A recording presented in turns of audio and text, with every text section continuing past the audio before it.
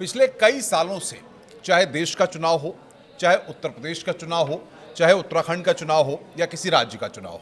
जब बात चुनाव की आती है तो फिर चुनावी समीकरणों की आती है, सियासत के पहलुओं की आती है और कूटनीति की आती है। तमाम राजनीतिक दल इन्हीं राजनीतिक गोटियों को सेट करते हैं जातिगत गोलबंदी करके। लेकिन सबसे बड़ी बात यह है कि जब भी हम चुनाव का वक्त देखते हैं तो हर कोई ये कहता है कि जातिगत समीकरणों को साध लिया मतलब चुनाव को साध लिया, चाहे प्रत्याशियों के चयन का मसला हो, चाहे बाकी मसले हों। लेकिन सबसे बड़ी बात यह है कि जाति ही एक ऐसी चीज़ है जिसको लेकर के सारे खेल और गणित बनते हुए नजर आते हैं। अक्सर आपने देखा होगा, चाहे जातिगत समीकरणों को साधने के लिए या फिर प्रत्याशियों के नामों की बात हो या फिर प्रत्याशियों के चयन का मसला इस तरीके से किया जाए कि किस सीट पर कितने बाहुल्य कौन से मतदाता हैं, या फिर किस तरीके का कैटेगराइजेशन रखना है, या फिर उससे कि किस तरीके के लोगों के मैसेज जाएगा, एक खास वर्ग के लोगों में मैसेज जाएगा। ये सारी चीज़ें हम पिछले कई चुनावों में, चाहे देश का चुनाव हो चाहे प्रदेश का चुनाव हो, हम देख चुके हैं। लेकिन आज इस विषय पर इसलिए चर्चा और इस विषय को इसलिए कहना पड़ रहा है क्योंकि जाति के इर्द गिर्द ही सारी सियासत घूमती हुई दिखती है। ये हम आसान भाषा में समझते रहे हैं और लगातार उस पर चर्चा भी करते रहे हैं कि अगर जाति की बात नहीं होगी तो समझो कोई बात सरल भाषा में होती नहीं है। और राजनेता या कोई भी व्यक्ति आज के सभ्य समाज में पहले पूछ लेता है, भैया कौन हो, ब्राह्मण हो, ठाकुर हो, क्या हो, हर आदमी उसी के हिसाब से अपना अंगणित बैठाना शुरू कर देता है। ये हम सियासत की ऐसी सच्चाई बता रहे हैं आपको कि आज सभ्य समाज में जिसको कोई आसानी से स्वीकार भले न करे, लेकिन ये कड़वी सच्चाई भले है। हमारे साथ बातचीत करने के लिए अंशु शुक्ला जी हैं, बड़ा अनुभव रखते हैं, तमाम चीज़ों को बड़ी बारीकी के साथ उन्होंने देखा है। सर, किस तरीके से आप देख रहे हैं जिस तरीके से आज मोदी सरकार ने बड़ा फैसला लिया है और ये कहा है कि जातिगत जनगणना होगी। हमने 1931 में जो जातिगत जनगणना हुई उसकी चीज़ों को पढ़ा है, जाना है, देखा है। 2011 में भी जो है कांग्रेस की सरकार के वक्त जो है इस तरह का प्रयास हुआ था, लेकिन उसके आंकड़े सामने नहीं आए थे। सवाल यहाँ पर यह कि ये आज के वक्त में क्यों ज़रूरी है? नहीं, देखिए, जैसा आपने शुरुआत में कहा कि जाति एक ऐसी चीज़ है जो आज की राजनीति का एक बहुत आवश्यक उपांग हो गई है, जिसके बगैर आप चुनाव या चुनाव प्रचार इसकी आप कल्पना भी नहीं करते हैं। जातीय जनगणना या यूं कहें जनगणना जब से शुरू हुई भारत में 1872 से लेकर के 1931 तक, इस लंबे वक्फे में जातियों की जनगणना होती रही। लेकिन उसके बाद 31 के बाद इसको ये सोच करके कि इससे सामाजिक समरसता इससे छिन्न भिन्न होती है, इसको नहीं किया गया इस तरह से। 1941 में भी हुई, लेकिन 1941 की जनगणना में भी सिर्फ अनुसूचित जातियों और जनजातियों की बात कही गई, आंकड़े उसके सामने नहीं आए। फिर 51 में सरदार पटेल ने इसका सीधा सीधा विरोध किया कि सामाजिक समरसता इससे कहीं ना कहीं छिन्न भिन्न होती ही है कि जब आप पूरे समाज को तमाम सारे टुकड़ों, अच्छा 1 2 3 4 ऐसा नहीं, सैकड़ों में जातियां हैं, बल्कि कहें तो हजारों में जातियां हैं, जातियों की उपजातियां इतनी सारी हैं। तो अगर जैसा कि आप जो, अच्छा राजनीति जाहिर सी बात है, राजनीति में उसको वोट है, वोट बैंक है, वोट की विभिन्न जातियाँ हैं, जातियों के अपने समीकरण हैं। आप एक सबसे बड़ी एक रोचक बात देखिए कि प्रायः बड़ी जो पार्टियां देश की जो दो रही हैं, कांग्रेस और भाजपा, ये ठीक है, इन्होंने भी समय समय पर, हाँ देखिए, जब विपक्ष में होती हैं तो जातीय जनगणना की मांग होती है, जब अपने खुद सत्ता में आ जाती हैं तो उससे वो किनारा करने लगती हैं। लेकिन हालांकि इस बार तो सत्ता में रहते हुए इस तरह से तमाम सारी मांग जितनी चल रही थी उसके हिसाब से इस समय फिर देखिए जातीय जनगणना की बात आई है। ये सबसे बड़ी बात ये जी, मैं रोक के ये बात कहना चाह रहा हूँ कि कई राज्यों ने भी अपने यहाँ जाति, जी हाँ, बिहार के आप देख लीजिए, तेलंगाना देख लीजिए, बिल्कुल उनकी कई, हाँ, लेकिन आप देखिए कि उन्होंने भी उस जातीय जनगणना के आंकड़ों को सार्वजनिक नहीं किया। कारण क्या है? कारण ये है कि इसका मतलब कि उस जातीय जनगणना उन्होंने किसी दबाव में कराया तो, लेकिन जब उसका परिणाम सामने आया तो उनको ये लगा कि कहीं ना कहीं ये क्षतिकारक भी हो सकता है पार्टी की सेहत के लिए, राज्य की सेहत के लिए, जैसा भी आप समझें। लेकिन आंकड़े फिर सार्वजनिक न करने का कारण क्या? कारण यही कि जिस सेट पैटर्न पर राजनीति या जो भी समाज जिस तरह से चल रहा है, इसका मतलब कहीं ना कहीं उसमें व्यवधान आपको दिखाई पड़ता है उन आंकड़ों से। तो इतने एक बड़े भूभाग में, भारत एक बड़ा भूभाग, बहुत बड़ा है, क्षेत्रफल बहुत व्यापक है, घनत्व है जनसंख्या का, लोग यहाँ पर परिवार एक जगह से दूसरी जगह, इनका तमाम सारा माइग्रेशन का भी मसला रहता है। इन सभी चीज़ों को लेकर के जनगणना एक तो इतनी आसान चीज़ नहीं है, जातीय जनगणना और आसान चीज़ नहीं है। ऊपर से ये सबसे बड़ा द्योतक इस बात का है कि इसमें कुछ ना कुछ तो बात है कि आखिर इन राज्यों ने इनको आंकड़ों को सार्वजनिक क्यों नहीं किया।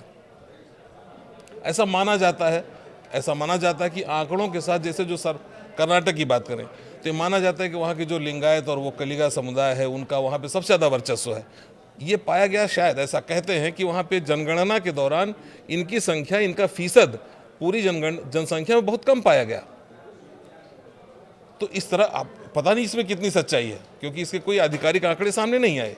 लेकिन सर, सबसे बड़ी बात ये कि जब हम जातिगत जनगणना की बात करते हैं और जिस तरीके से अब सरकार ने यहाँ पर फैसला लिया है,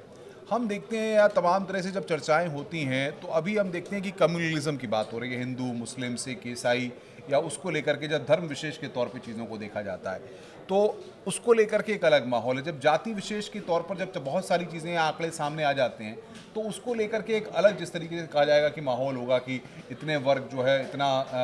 इस जाति के लोग हैं, इतना इस जाति के लोग हैं, और आगे सरकार का फोकस एक देश एक चुनाव।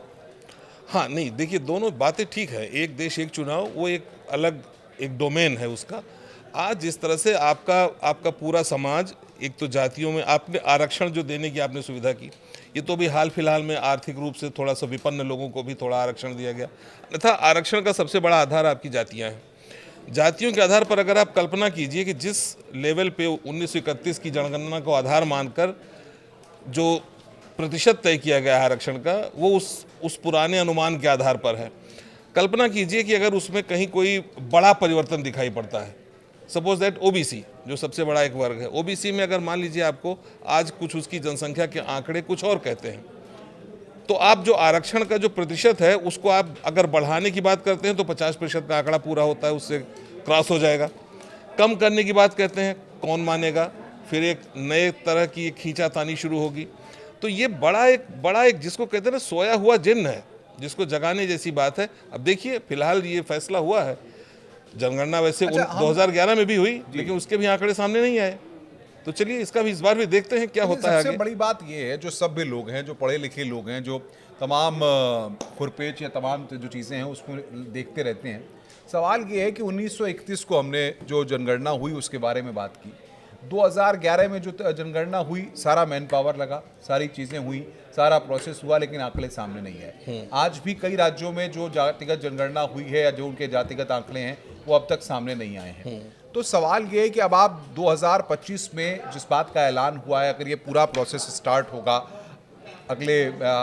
महीने या जब भी इसको स्टार्ट करेंगे, जैसा उन्होंने प्रारूप तैयार किया है सरकार ने, तो आपको क्या लगता है कितना वक्त इस पूरे प्रोसेस में ही लग जाएगा और कब तक ये पूरा जातिगत जनगणना हो पाएगी? फिर सरकार आंकड़े जारी करती है या नहीं करती, वो बात की चीज़ है। निश्चित तौर पर एक, जैसा मैंने कहा कि एक तमाम भौगोलिक परिस्थितियां हैं, एक जनसंख्या का घनत्व भी बहुत ज़्यादा है,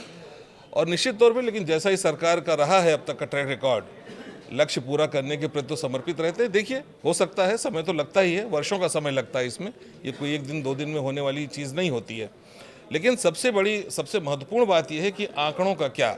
अगर आंकड़े जिन आधार पर आज हमने आप बांट रखे हैं आरक्षण या दूसरी चीज़ों को, अगर उनसे भिन्न आते हैं तो क्या,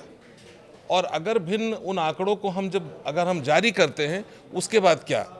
तो एक बड़ी गंभीर स्थिति और बड़ा एक देखने वाली बात होगी कि आगे क्या होता है। क्या लगता है आपको, ग्राउंड जो है, जब हम देखते हैं, जहाँ ग्राउंड की बात करते हैं, तो ग्राउंड में भी अगर हम देखते हैं कि जब इस तरह की चीज़ें होती हैं या इस तरह की चीज़ों पर चर्चा होती है तो एटीट्यूड या बिहेवियर चेंजेस बहुत ज़्यादा देखने को मिलते हैं। जब अगर इस तरीके के आंकड़े सामने आएंगे तो बिहेवियरल चेंजेस काफ़ी, आप मानते हैं कि लोगों में आएंगे कि जब कास्टिज्म की जब बात होती है कि हम जब आज के समाज में विकास की बात कर रहे हैं, हम डेवलपमेंट की बात कर रहे हैं, हम भारत को आगे ले जाने की बात कर रहे हैं, हम कास्ट की बात नहीं कर रहे हैं। हाँ, मैं वही कह रहा हूँ कि एक तरह की नहीं, कई तरह की समस्याएं सामने आएंगी। मान लीजिए मैंने अभी जैसे आरक्षण की बात कही, तो मान लीजिए किसी का प्रतिशत बहुत ज़्यादा आ जाता है तो एक समस्या हुई, मान लीजिए किसी का प्रतिशत कम आता है,